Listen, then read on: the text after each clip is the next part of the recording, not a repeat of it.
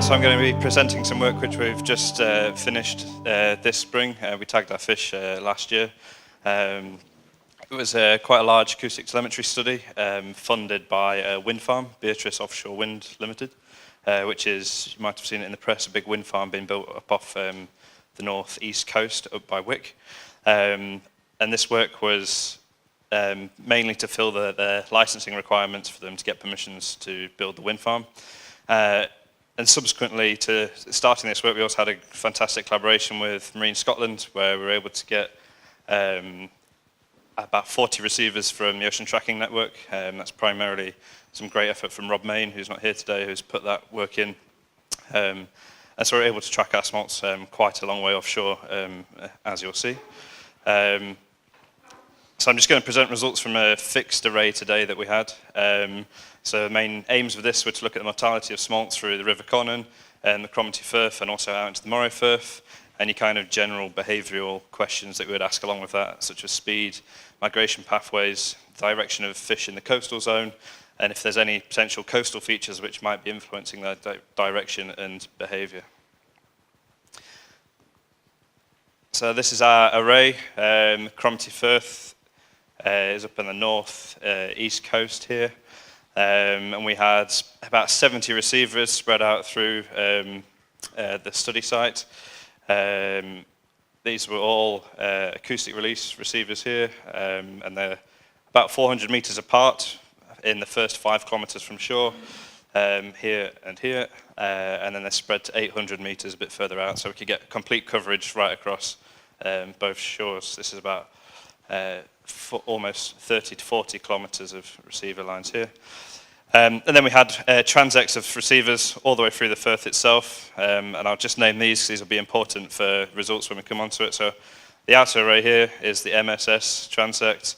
We've got the Suitors transect, Invergordon, Balcony Point, Estuary, Freshwater, and this is our release site. So we caught our fish in a full width smolt trap above Loch Lookout here. And the catchment of the Cromarty is highly modified. Nearly every river has hydropower on it.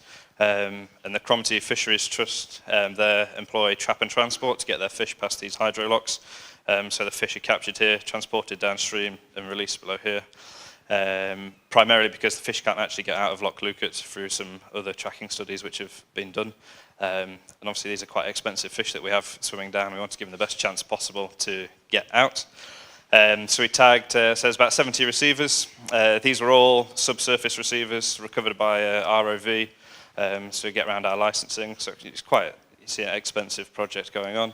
We tagged 130 fish in this study for the fixed array.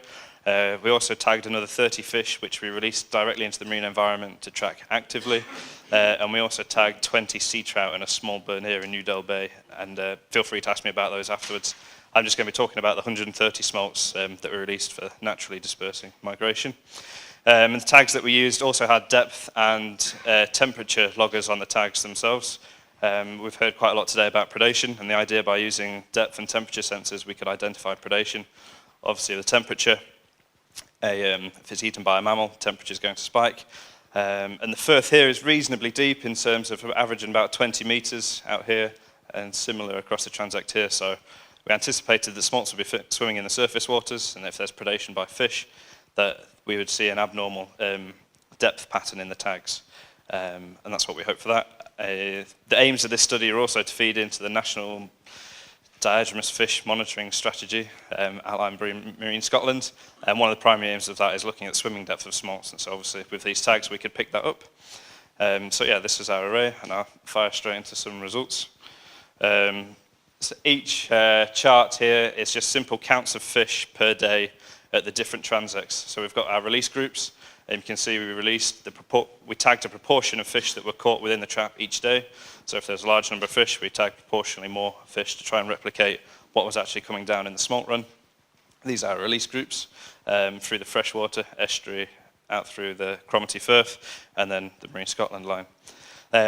Also, when we released our acoustically tagged fish, the rest of the trap from the trap and transport was released about 100 meters upstream. So there was the large cohort of fish which were coming down. We're all migrating together, is what we hoped for anyway.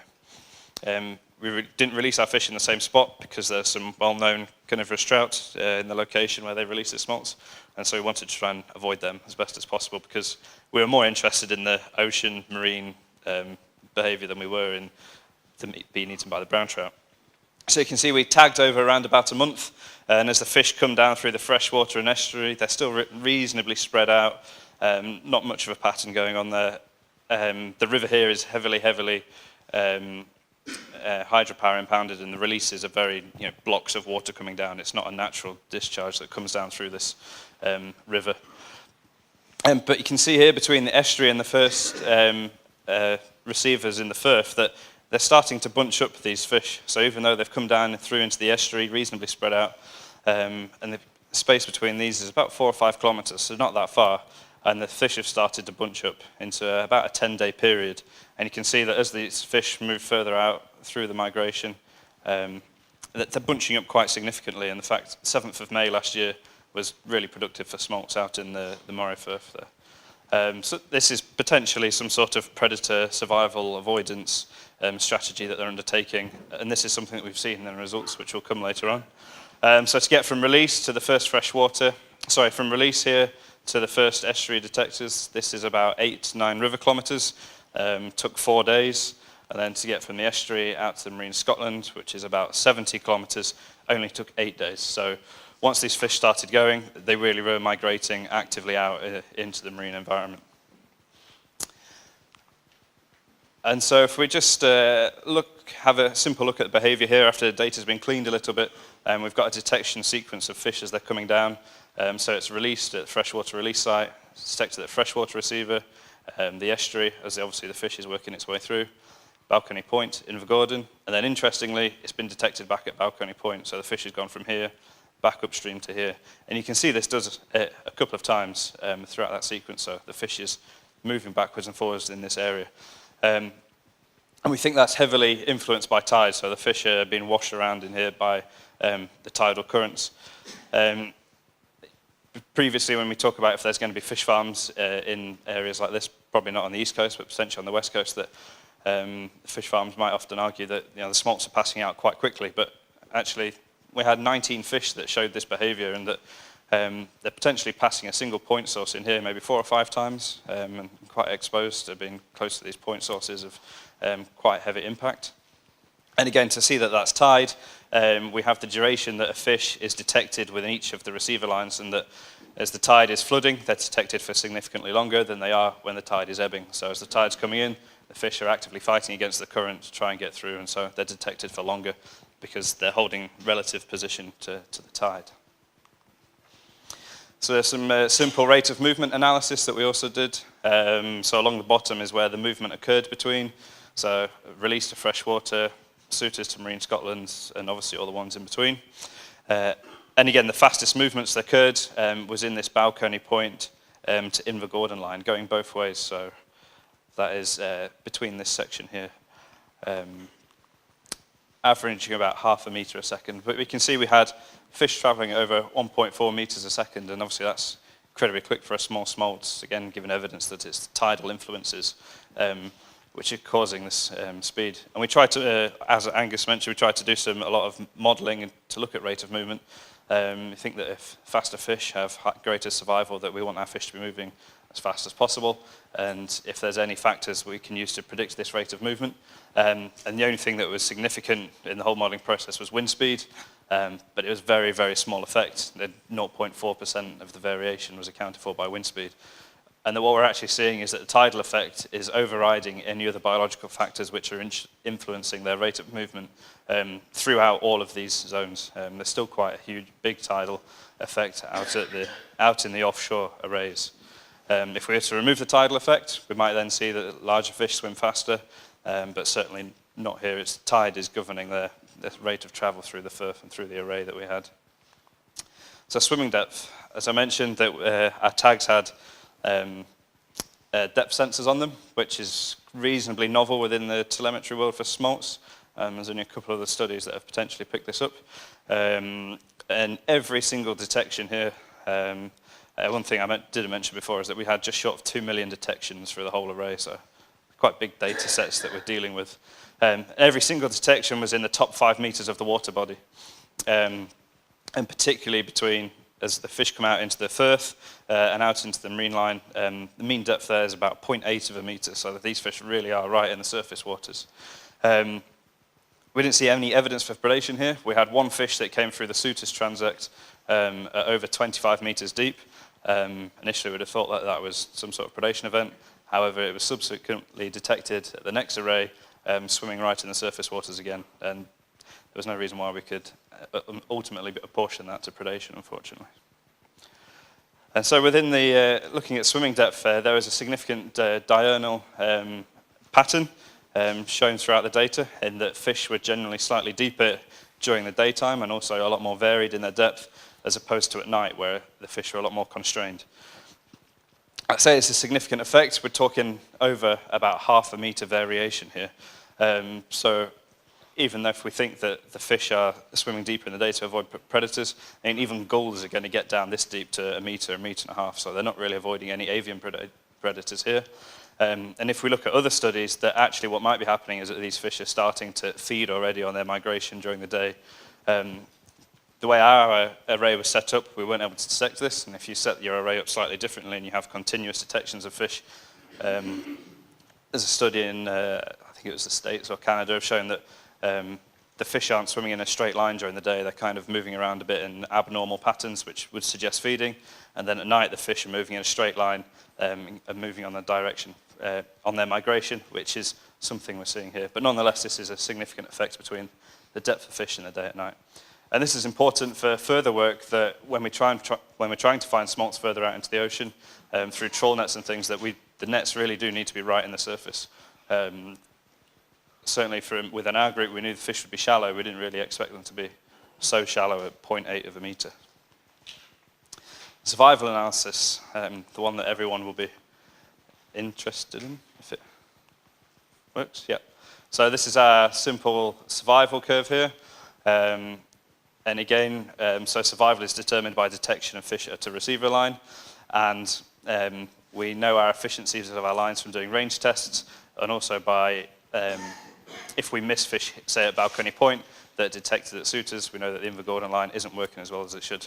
However, at our final line, we have no way of assessing this, so we use simulated models where we simulate fish swimming past a receiver, and we know how often the tag pings, we know how fast the fish are swimming, and that we can say within a reasonable chance how many fish we would have missed.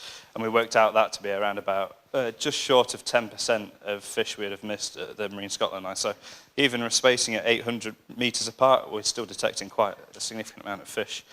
And we're seeing the same pattern as a couple of the talks before. We've got quite high freshwater mortality, and also this is put into relativity, so it's mortality per kilometre. I think when we're trying to compare between studies, we need to make it relative in the sense that we're looking at mortality per kilometre rather than just 50% survival or 60% survival as things. And so when we do this, even though we've lost quite a lot of fish here, 3.1% per kilometre, when we look in the wider literature, that's not too bad really. And certainly as we come out through into the marine environment, 0.4 there, 1.2% in the outer marine environment. This is generally really good survival. You see lots of Scandinavian studies, maybe up to 10, 15% per kilometre in some places. Certainly between 5 and 10% isn't uncommon. So we have our survival here, which is quite high. And I say it's quite high. We've only gone 70 kilometres from release, and we've already lost half of our population of smolts that have gone. And so it's interesting when we hear quite a few people talking about it's high seas mortality and Greenland are taking all our fish. Well, actually, we've lost half of them before we get here in 70 kilometres. And if we put that in relative terms, 50% in 70 kilometres is quite high. Those fish are going to travel, what, another 1,000 kilometres up north, then another 1,000 kilometres back. Yeah, to lose a further 50% over 2,000 kilometres is not a lot, really. That actually, most of the mortality is happening within these first hundreds of kilometres from the shore. And I think this is really something important that we need to pick up on, is that maybe we should be looking slightly closer to home as where potentially the issues are happening. what's this? So we tried to look at what influenced survival on an individual basis, and we were unable to do this. But we were able to do it for release groups. 5 minutes. So survival here is from release out to the Marine Scotland line. And we were able to do this within group survival, so the proportion of fish within each release group that survived. And it was highly predicted by an additive model between day of year of release and group size. And we can see this here, so red is high survival, yellow is low survival. And so large groups released early in the year had much higher survival than small groups released later in the year. But I said it's additive, so fish released earlier in the year, regardless of group size, had higher survival compared to fish released later in the year. And the same, fish released in large groups had higher survival than fish released in smaller groups. So that's a bit counterproductive to what was said yesterday, where fish are migrating earlier, and there's potentially this mismatch in temperature, where we're showing that actually if you migrate earlier, you've got a higher chance of survival out into the marine environment. Reasons for this mortality, obviously migration preparedness, there's a big change that's going on, and we really think this is actually predation. And the reason why we think that is because if it's migration preparedness, or this window of opportunity, you kind of see a survival curve like this, in the sense that the fish migrate early, aren't prepared for transiting into marine waters, and then you have this good opportunity window where there's high survival, and fish are entering the waters at optimum time, and then again it drops off it again in terms of survival. But we haven't seen that, we've seen a straight line going in the opposite direction, where survival is higher for early migrating fish. Again, indicating that this is likely to be predation. Have to be rapid here. We didn't see any evidence for predation events of high temperatures in tags or in depth tags of fish. We had one fish which was eaten by a seal in the active tracking, but we think the seal was kind of coming to the boat and just happened to be there when we released the smolt in the water, so not real mortality. So we need to be careful when we're actually apportioning to mortality that we see. Like Richard showed, that even though we see a lot of birds potentially eating smolts, in the relative terms, they're maybe not actually taking that many. So the last couple of slides here, coming into migration direction. So we all thought that, get to a map here, our fish would trot out at suitors, kind of head up the coast and up into the Norwegian Sea, hugging the coastline. I think that was the general consensus across the majority of people who we spoke to. However, the fish did completely the opposite, and they came out of the Firth. These are receivers in that outer array, and the numbers of fish that were detected. And the majority of fish were detected right over on the east coast here. And if we look at that, this is right in the portion here. Where are these fish going? They seem to be going in slightly the wrong direction to head north, coming out along this coastline. And we tied this in with some particle tracking models here to see if there was currents that were influencing these movements. This is a bit messy. So these particles were released exactly at the same time as our fish came through the suitors. And the vast majority of the particles kind of head up through the middle or the northern section of the Firth here. And indeed, the main residual currents are straight up this coastline. So these fish are making an active choice to come across to this side of the coast. They're swimming across currents and against currents to get across to this part of the coastline, which we didn't expect. And yeah, where do we go from here? We like to think we can use particle tracking models to predict further offshore movements of where the smolts are going to be, but we can't even get it right for the first 70 kilometres, never mind coming further out here. But it's interesting that these particles don't have any biological factors, so they don't have any swimming direction or vectors. But to get a particle from here to here, you have to tell it to swim east.